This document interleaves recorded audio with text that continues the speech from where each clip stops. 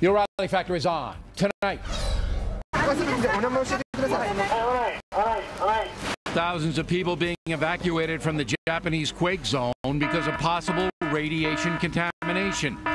And the group includes American reporters. How bad is the nuke situation? We will tell you. Please find out how you can support disaster relief in Japan and around the world. Visit redcross.org. Should Americans donate money to help the Japanese people in their time of need? One columnist says no.